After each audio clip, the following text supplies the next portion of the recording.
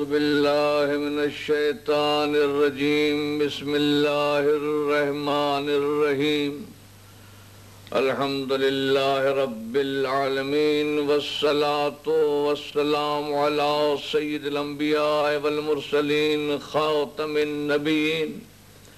سيدنا الممجد بشيرنا المسدد نذيرنا المؤيد المصطفى الأمجد المحمود الأحمد بالقاف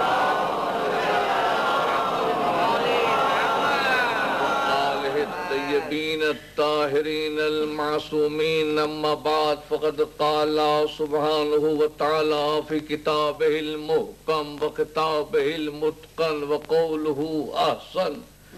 بسم الله الرحمن الرحيم وإذ قال ربك للملائكة إني جاعل في الأرض خليفة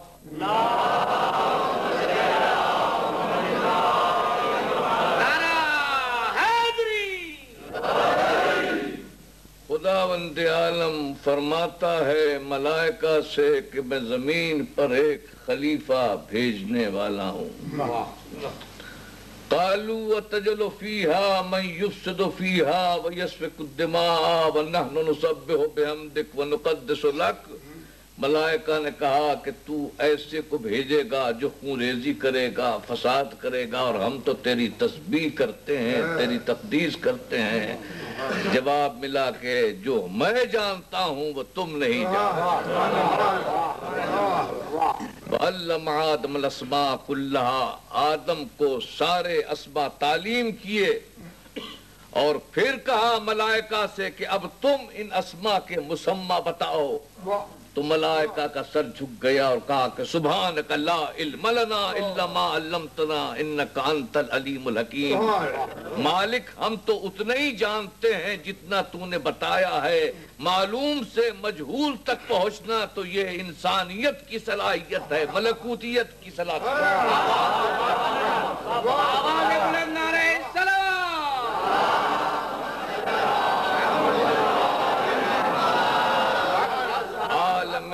تکوین و بساط ارضی و رباط فلکی پر نگاہ ڈالو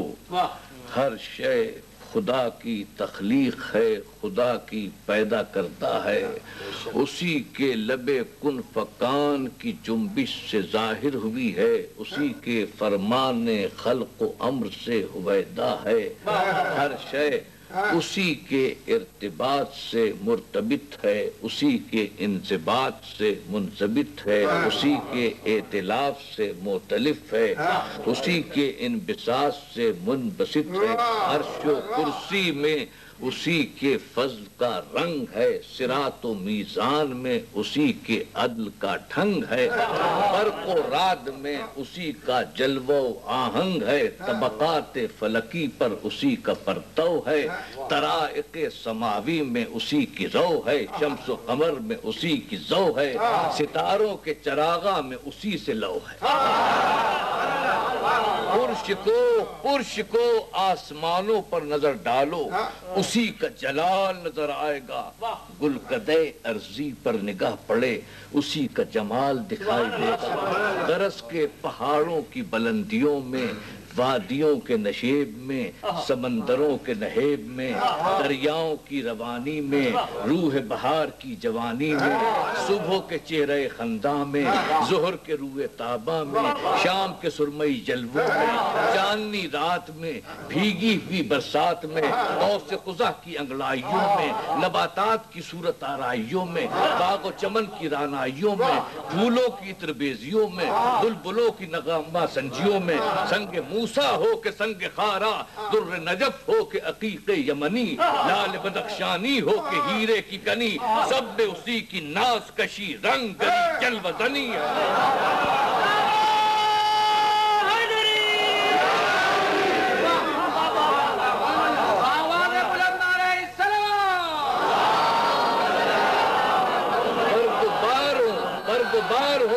شاخ و ثمر گنچو شگوفہ ہوں کہ سنبل و گل سب میں اسی کا جلوہ گل ہے دواب و انام ہو کہ وہ ہوش و طیور چرند ہو کہ پرند حیوانات بری ہوں کہ بحری طائران فضائی ہوں کہ خلائی سب میں اسی کی روح نمائی ہے روح پوش جنات ہوں یا جلوہ فروش اشرف المخلوقات نور محض کر و بیان عرشی ہو یا جم غفیر انسان فرشی سب میں اس کی جلوہ نمائی ہے اسی کو امیر المومنین خطیب منبر سلونی علی ابن ابی طالب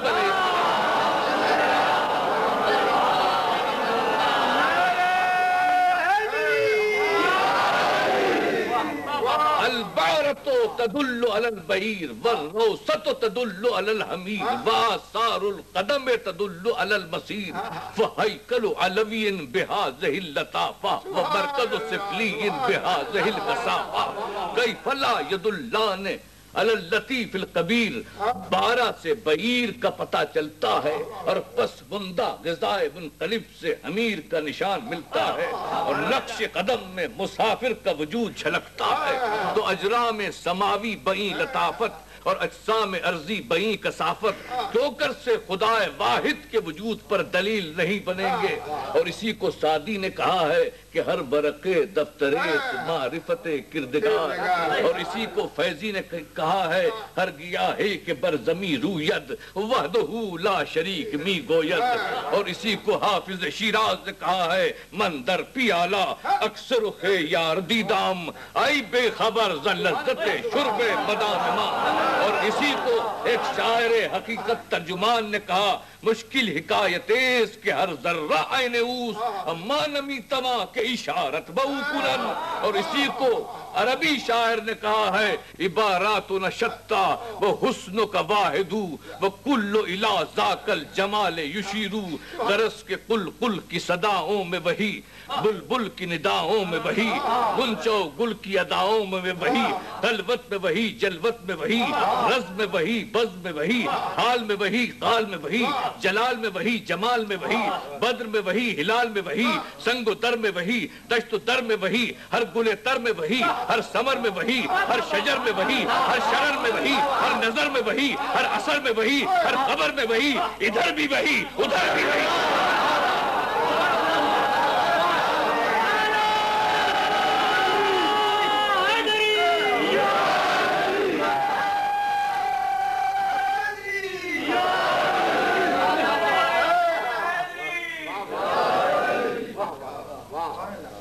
ہر طرف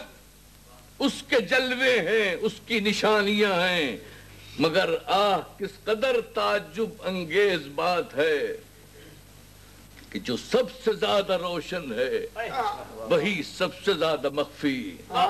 جو سب سے عیاں تر ہے وہی سب سے نہاں تر ہے جو سب سے نزدیک ہے وہی سب سے زیادہ دور جو عنوان داستان شہرگ ہے وہی سرخی افسانہ تو مگر پیمان الس جو عالم زر میں بندوں نے اپنے خدا سے کیا تھا پیمان الس رگوں میں لہو بن کر دوڑ رہا ہے اور زبان سے گفتگو بن کر نکل رہا ہے سر انکار کر رہا ہے مگر دل اقرار کر رہا ہے جبھی سجدے سے بیزار ہے قلب ملنے کے لیے بے قرار ہے خدا کا انکار کوئی نہیں کر سکتا ہر ایک نے اسے مانا ہے ہر ایک نے اسے تسلیم کیا ہے الفاظ بدلتے رہے ہیں مگر حقیقت ایک ہی ہے نام بدلتے رہے ہیں مگر صداقت ایک ہی ہے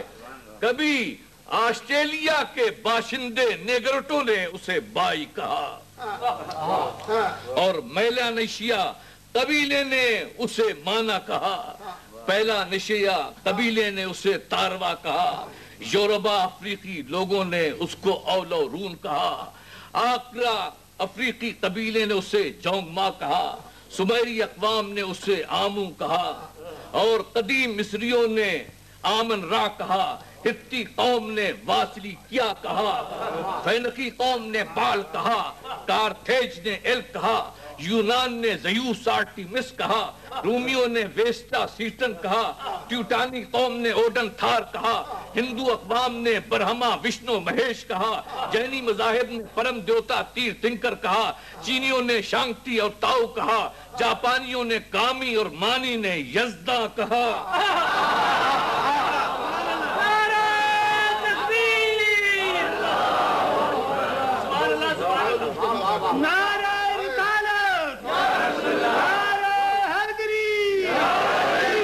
فلاسفہ مغرب نے پائزن لسب سلوٹ کہا، کسی نے اسے انفینٹ ایٹرنل انرجی کہا، کسی نے اسے لائف فورس کہا، کسی نے totality of God in the world کہا، ہٹمین نے واسطہ محبت کہا، کانٹ نے مقنن نے قانون کہا، میتھوآر نے ہمعوس کہا، مسلمانوں نے رحمان کہا، رحیم کہا، احد کہا، ملک کہا، سلام کہا، مومن کہا، مہیمن کہا، عزیز کہا، جبار کہا، متکبر کہا، خالق کہا، باری کہا، مصور کہا، موہی کہا، موسی کہا، ممید کہا، متین کہا، منتقم کہا، تواب کہا، جبار کہا، جواد کہا، حسیب کہا، حمید کہا، حق کہا، رؤوف کہا، وفی کہا، وافی کہا، ودود کہا، معید کہا، معبود کہا، محمود کہا، بعید کہا، قریب کہا، حسیب کہا، رقیب کہا، سمیع کہا، بدی کہا، منی کہا، علیم کہا، حکیم کہا، قدیم کہا، عظیم کہا، حنان کہا، منان کہا، دیان کہا، مستعان کہا، جلیل کہا، جمیل کہا، وکیل کہا، کفیل کہا، بخیل کہا، نبیل کہا، دلیل کہا، ہادی کہا، بادی کہا، اول کہا، آخر کہا، ظاہر کہا، باطن کہا، قائم کہا، دائم کہا، حاکم کہا، قاضی کہا، واصل کہا، فاصل کہا، طاہر کہا، مطہر کہا، کبیر کہا، متکبر کہا، مالک الملک کہا، ذوالجلال والاکرام کہا۔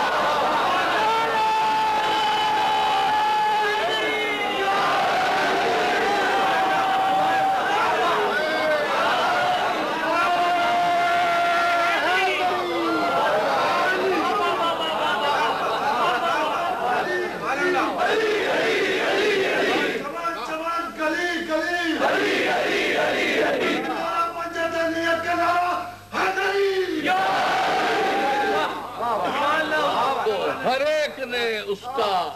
اعتراف کیا ہے، اس کو تسلیم کیا ہے، اس کو مانا ہے، کائنات اسی کی ہے، دنیا اسی کی ہے، تو پھر قانون بھی اسی کا ہوگا۔ اس تقریر کا خلاصہ کیا ہے کہ کائنات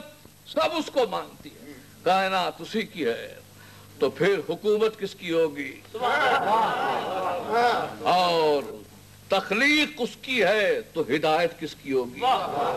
بصارت اس نے دی ہے تو بصیرت کون دے گا؟ دماغ اس نے دیا ہے تو روشنی کون دے گا؟ تشکیل اس کی ہے تو تکمیل کون کرے گا؟ لہذا جو رہنمائی کرے گا، جو تخلیق کرے گا، وہی رہنمائی کرے گا، جس کی سلطنت ہوگی اسی کی فرما روائی ہوگی، جس کی تخلیق ہے اسی کی حکومت مسلم ہوگی، دوسرا حکومت نہیں کر سکتا، دوسرے کی سلطنت نہیں چل سکتی، لیکن خدا قادر و مختار خود صحن عالم میں بے نقاب ہو کر نہیں آتا، یہ اس کی سنت اور مشیت کے خلاف ہے، لہذا سطح عرضی پر جب اس کو اپنی حکومت کرنا ہے تو کسی پردے میں کرتا، اس پردے کا نام ہر دور میں بدلتا رہا، کبھی اس کو وحی کہا، کبھی بصائر کہا، کبھی حکم کہا، کبھی بشیر کہا، کبھی نذیر کہا، کبھی سراج منیر کہا، کبھی بصائر کہا، کبھی محکم کہا، کبھی تورات کہا، کبھی انجیل کہا، کبھی قرآن کہا، کبھی یہی جلوہ طور پر نور بن گیا، کوہ زیتون پر مسیحا بن گیا، کوہ ابو قبیس پر ضیاء بن گیا، نوح کے سفینے میں آیت بن گیا، بطن ماہی میں مکان علیہ بن گیا، اور یہی عرش منیر پر اولا بن گیا، اور منبر غدیر پر مولا بن گیا۔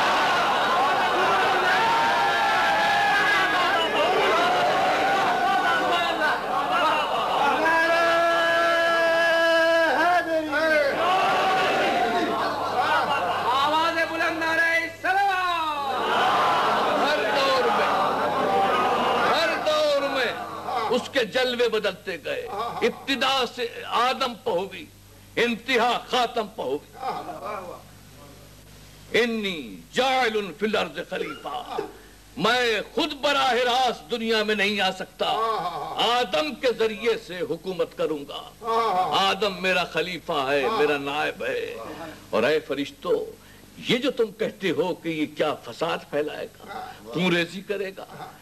تو فساد اور خونریزی وہاں ہوتی ہے جہاں جہالت ہوتی ہے.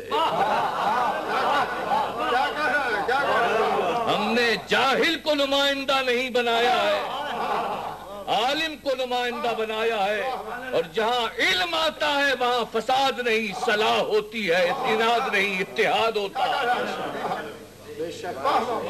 علم جب آتا ہے تو فساد نہیں ہوتا, ہمیشہ اتحاد ہوتا ہے. تو ہم نے جس کو بنایا ہے وہ عالم ہے, لہذا یہ نہ سمجھنا کہ فساد پیدا کرے گا, کیونکہ یہ عالم ہے. تو خلافت جب آتی ہے علم کے ساتھ. اللہ نے کہا کہ علم کے ساتھ. اب علم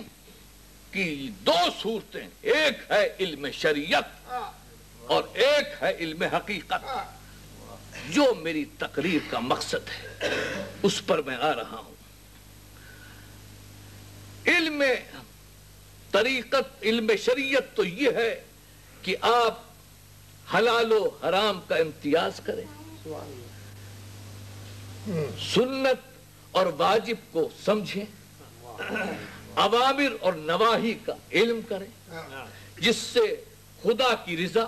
اور آخرت میں جنت کی جزا ملے. اور ایک ہے علم حقیقت, جس کو میں علم سائنس کا علم کہتا ہوں. سائنس کا علم آپ کے لیے ضروری ہے. جب علم شریعت ہو تو سائنسی علم بھی ہو, جس کو میں علم حقیقت سے تعبیر کرتا ہوں. جب تک علم شریعت اور علم حقیقت نہیں ملے اس وقت تک کامیابی نہیں ہوگی. اور میں آپ کو مثال دیتا ہوں کہ جب تک آپ سائنسی علوم پر کنٹرول حاصل نہیں کریں گے اس وقت تک آپ کامیاب اور بامراد نہیں ہو سکتے. طاقت کا مقابلہ طاقت سے ہوتا ہے اور قوت کا مقابلہ قوت سے ہوتا ہے. تو جب تک کہ آپ کے پاس وہ اسلحے جدید نہیں ہوں گے آپ اس کا مقابلہ کیسے کریں گے؟ پرانے زمانے میں قوت کا سرچشمہ تیر ہوتے تھے, کمان ہوتی تھی, بلم ہوتے تھے, خنجر ہوتے تھے, مگر آج تو یہ الفاظ متروکہ ہیں. آج تو آپ کو وہ طاقت حاصل کرنا ہے جو مخالف کے پاس ہے, جو معاند کے پاس ہے. اسی لیے قرآن حکیم جانتا تھا کہ مستقبل میں انسان کہاں تک ترقی کرے گا, اس لیے اس نے قرآن میں 700 جگہ پر سائنسی علوم کی طرف متوجہ کیا. 700 آیات میں ذکر ہے کہ تم موجودات اور مخلوقات پر غور کرو, یعنی ان میں توازن اور مقادیر کو جانچو, ان کے اثرات اور تاثیرات معلوم کرو, ان کی توانائیوں کو اسیر کرو, ان کی قوتوں کو مقید کرو. دریا کے سینے چیر دو, سمندر کے گریباں چاک کر دو.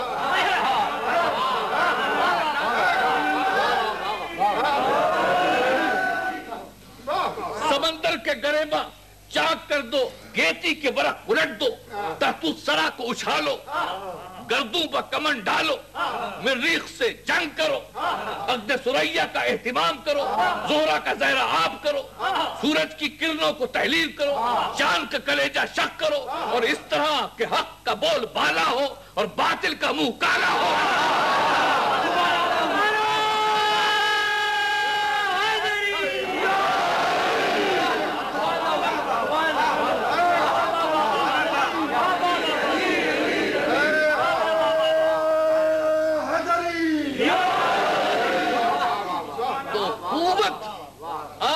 پاس جب تک نہیں ہوگی اس وقت تک آپ اگر لڑیں گے تو محکوم ہو جائیں گے, کیونکہ ان کے پاس ٹینک ہوں گے, جدید اسلحے ہوں گے, بم ہوں گے، ایٹم بم ہوں گے، جب آپ شکست کھا جائیں گے تو پھر مقہور ہو جائیں گے، جب مقہور ہو جائیں گے تو پھر نظام اسلامی کیسے قائم کریں گے؟ اس لیے معلوم ہوا کہ علم کا جواب علم سے دیا جائے، شریعت کے ساتھ ساتھ آپ کو سائنسی علوم بھی معلوم ہونا چاہیے، اور اسی لیے علم کی طرف سب سے زیادہ زور دیا ہے آپ کے رسول نے، اور بار بار کہا ہے کہ العلم فریضۃ علی کل مسلم و مسلمہ، کیونکہ علم پر زور دیا ہے، علم پر زور دیا ہے حضور نے، اور کہا الحکمت ضالۃ المومن، حکمت مومن کی گمشدہ شے ہے، جہاں ملے حاصل کرو۔ حکمت کے معنی سائنس کے، اور فرمایا اطلب العلم ولو کان بالسین، علم جہاں بھی ملے اس کو حاصل کرو۔ تو حضور نے علم کی طرف پوری توجہ دلائی، اس لیے کہ معلوم یہی ہوا کہ مال میں قوت نہیں ہوتی، قوت علم میں ہوتی ہے، قوت علم میں ہوتی ہے۔ جس کے پاس قوت ہوگی وہی جیتے گا، اور قوت علم اس کا سرچشمہ ہے۔ معلوم ہوا کہ طاقت جو کچھ ہے وہ علم میں ہے، علم ہی طاقت ہے، علم ہی شریعت ہے، علم ہی حقیقت ہے، علم ہی نبوت ہے، علم ہی امامت ہے، علم ہی اسلام ہے، علم ہی ایمان ہے، علم ہی یقین ہے، علم ہی حکمت ہے، اور علم ہی قندیل محراب انسانی ہے۔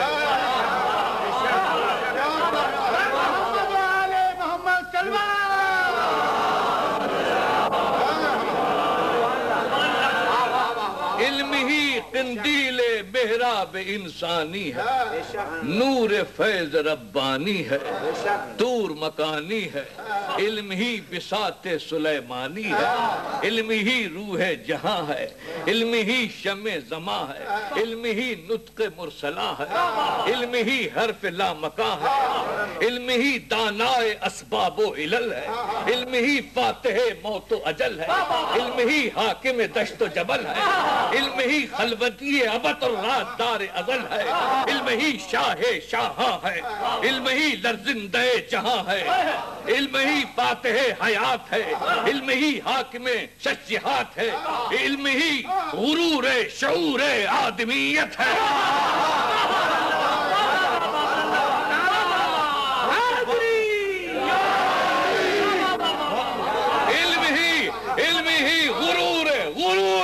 شعور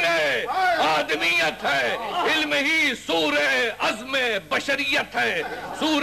عظمت بشریت ہے۔ تو خدا ایسا مسلمان دیکھنا چاہتا ہے، میری تقریر کا خلاصہ، خدا ایسا مسلمان دیکھنا چاہتا ہے کہ ایک طرف وہ نمازی ہو، دوسری طرف فتح مند غازی ہو، ایک طرف نمازی ہو، دوسری طرف فتح مند غازی ہو، ایک طرف روزہ دار ہو، دوسری طرف غذا میں خود کفیل غیرت دار ہو، ایک طرف وہ حاجی ہو، دوسری طرف ہر ذلت سے ناجی ہو، ایک طرف وہ متقی اور پرہیزگار ہو، دوسری طرف ارتقاء کا پیشوا تمدن کا پروردگار ہو، ایک طرف وہ حکم الہی کا پابند ہو، ایک طرف وہ حکم الہی کا پابند ہو، دوسری طرف ہر طاغوت پر فتح بند ہو، فقر کے بوریے پر بیٹھا ہو اور قیصر و کسریٰ سے خراج لے رہا ہو، پیشانی سجدے میں ہو اور چہرے پر جلال خسروانہ، ہاتھ میں دامن تقویٰ اور ٹھوکر پر دمانہ۔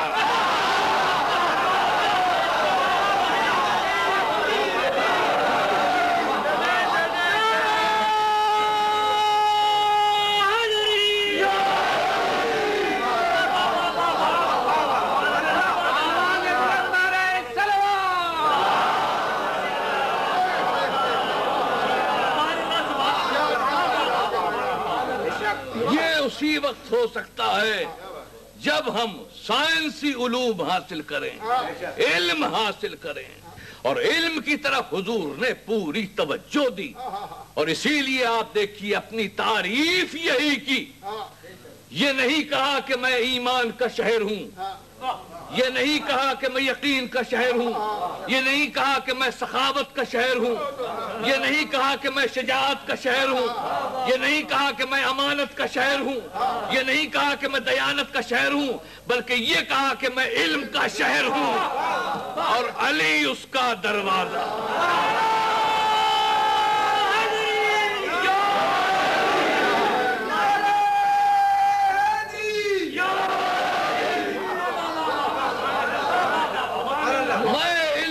شہر ہوں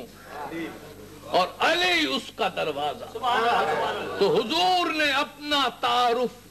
کیا کیا کہ علم کا شہر ہوں۔ تو جو علم کا شہر ہو اس کی امت کم از کم علم کی نہر ہو۔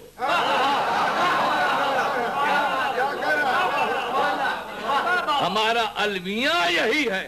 کہ ہم علم سے دور ہو گئے، اور حضور یہ فرماتے ہیں حضرت علی سے وصیت میں، امام فخر الدین رازی تفسیر کبیر میں لکھتے ہیں کہ رسول فرماتے ہیں علی سے کہ احفظ التوحید فإنہ راس مالی، توحید کی حفاظت کر کیونکہ وہ میرا راس المال ہے، وعظم العمل فإنہ حرفتی، اور عمل کو لازم پکڑ کے یہ میرا پیشہ ہے، وَأَقِمِ الصَّلَاةَ فَإِنَّهَا قُرَّةُ عَيْنِي، اور نماز کو قائم کر کے میرے آنکھوں کی ٹھنڈک ہے، وَاذْكُرِ الرَّبَّ فَإِنَّهُ بَصِيرَةُ فُؤَادِي، اور رب کا ہر وقت تذکرہ کرتا رہے کیونکہ میری عقل کی روشنی ہے، وَاسْتَعْمَلِ الْعِلْمَ فَإِنَّهُ مِيرَاثِي، اور علم کو استعمال کر کے میری میراث ہے۔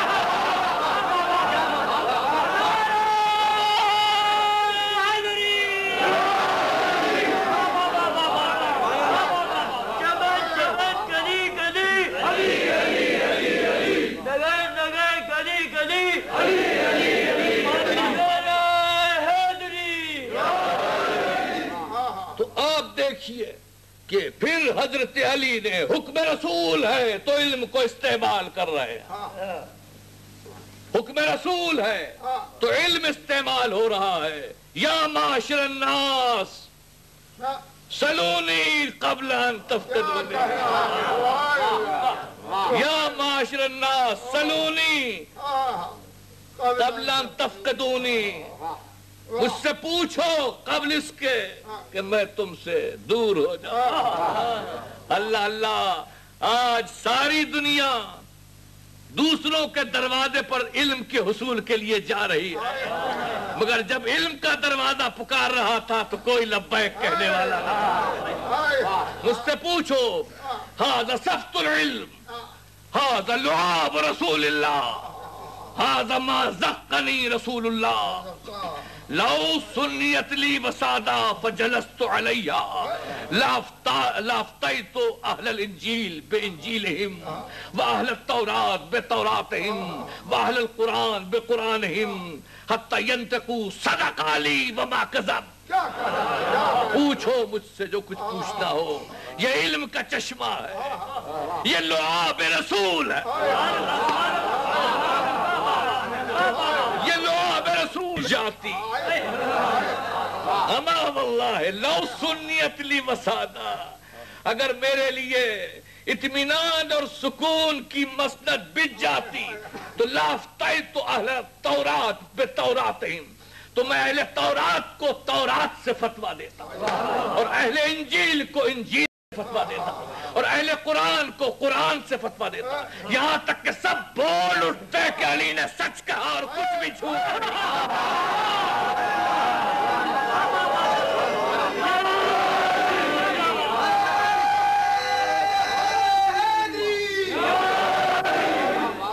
دوستو، وقت کم ہے اور ہمیں منزل کی طرف جانا ہے۔ علم کی ترویج ہوتی رہی، اہل بیت کی تعریف یہی ہے کہ ہم عیش العلم و موت الجہل، وہ علم کے لیے زندگی ہے اور جہالت کے لیے موت ہے۔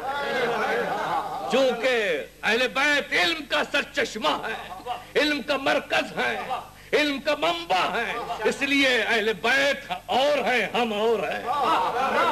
چونکہ علم ہے ان کے پاس علم ہے، وہ اسلام کو تعلیم دیتے ہیں، ہم اسلام کو تسلیم کرتے ہیں، ان کا ہمارا علم کسبی، ان کا علم وہابی، ہماری نمازیں سورج کا انتظار کرتی ہیں اور ان کی نماز کا سورج انتظار کرتا ہے۔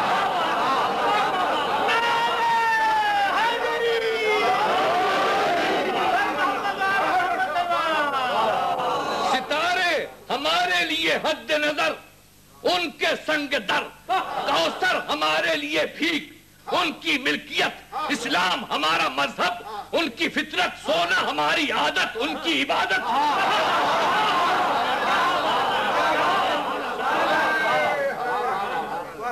جنت ہمارے سارے اعمال کی جزا، ان کی ایک ضربت کا بیانہ، جبریل ہمارے لیے مقدس ملک، ان کا نیاز مند قدیمانہ، نماز ہمارے لیے عبادت، ان کے لیے درود کا بہانہ، اور ان کا خط غلامی ہمارے لیے نجات کا۔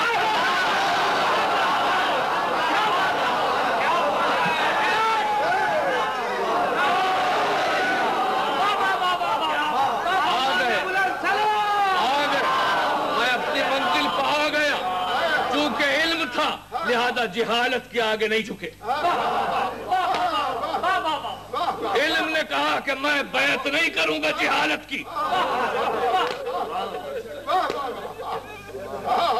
علم نے کہا کہ میں جہالت کی بیعت نہیں کروں گا، چاہے میرا اکبر چلا جائے، چاہے میرا قاسم چلا جائے، چاہے میرے اون و محمد چلے جائیں، چاہے آپ شام غریباں پہنچ چکے، چاہے میری بیٹی کے رخسارے پر تماچے لگائے، چاہے میری بہن زینب کے سر سے چادر اتار لی، لیکن میں علم ہوں، جہالت کی بیعت نہیں کروں گا۔ دوستو، میرے سامنے کچھ جلے ہوئے خیمے نظر آ رہے ہیں، آپ بھی دیکھ رہے ہوں گے جلے ہوئے خیمے نظر آ رہے ہیں، لیکن ایمان سے بتاؤ کہ کل کیا بات تھی اور آج کیا بات تھی؟ کل خیموں سے آواز آ رہی تھی الاتش الاتش، آج بھی تو پیاس ہے، پیاسے تو آج بھی ہیں، مگر کسی بچے کی آواز نہیں آتی، کیونکہ پہلے ناز بردار چچا زندہ تھا، پہلے عباس و اکبر زندہ تھے، اس لیے آوازیں دے رہے تھے، اور آج کوئی نہیں ہے، آج کوئی نہیں ہے، چاروں طرف سیدانی بے کسی سے دیکھ رہی ہے، کوئی نظر نہیں آتا۔ تھوڑی دیر میں دیکھا کہ روشنی آ رہی ہے، روشنی بڑھ رہی ہے، جناب زینب سوچی کہ پھر لوٹنے والے آ گئے، پھر لوٹنے والے آ گئے، آگے بڑھیں اور کہا آنے والوں، اب آل محمد کے گھر میں کچھ نہیں رہا، مگر روشنی آگے بڑھتی رہی، آگے بڑھتی رہی۔ ایک مرتبہ جناب زینب کبریٰ نے دیکھا کہ ایک عورت آگے بڑھی، اس نے کہا السلام علیکم، آپ پر سلام ہو، تو پوچھا تو کون ہے؟ کہا میں زوجہ حر ہوں۔ یہ سننا تھا کہ شہزادی نے سر جھکایا، کہا ہم بہت شرمندہ ہیں کہ تیرے شوہر کی مہمانداری نہ کر سکے، کہا شہزادی شرمندہ تو میں ہوں، کربلا میں لانے والا کون تھا؟ شرمندہ تو میں ہوں۔ کہا کس لیے آئی ہو؟ کہا شہزادی پانی لائی ہو۔ بس پانی کا نام آنا تھا کہ ایک مرتبہ شہزادی نے فرات کی طرف رخ کیا، آؤ حسین پانی آ گیا، مرتے مرتے تمہیں پانی نہ ملا، اب پانی آیا ہے پی لو۔ شہزادی نے کہا ہمیں پانی کی ضرورت نہیں، پانی لے جا۔ اس نے ہاتھ جوڑے. شہزادی آپ کا غصہ صحیح ہے کیونکہ ہر ایک پیاسا مر گیا. اکبر مر گیا پیاسا, قاسم مر گیا پیاسا, اصغر مر گیا پیاسا, مجھے معلوم ہے. لیکن شہزادی یہ چھوٹے چھوٹے بچے جو ہیں ان کو تو پانی پلا دیجئے. تو جناب زینب نے کہا آؤ بچوں پانی آ گئے. بچوں نے سنا تو دوڑتے ہوئے چلے کہ چلو چلو پاس آ گئے, چچا پاس آ گئے, چچا پاس آ گئے. چلو جناب زینب نے بچوں کو جمع کیا. بس آخری جملے, آخری جملے. جناب سیدہ کی روح دیکھ رہی ہے کہ میرے لال پکیریا کرنے والے کتنے ہیں. آخری فکرے ہیں کہ فرماتی ہیں کہ بچوں پانی لو. بچوں نے کوزے بڑھا دیے. کہا جو سب سے چھوٹا ہوگا پانی اس کو ملے گا, جو سب سے چھوٹا ہوگا پانی اس کو ملے گا. جناب سکینہ آگے بڑھی اور کوزہ لگا دیا. پانی ملا تو ایک مرتبہ سکینہ پانی لے کر بختر کی طرف چلی. جناب زینب نے کہا سکینہ کدھر جا رہی ہو؟ کہا جو سب سے چھوٹا ہوگا پانی اسی کو ملے گا, جو سب سے چھوٹا ہوگا میرا بھیا علی اصغر. گھبرائے گی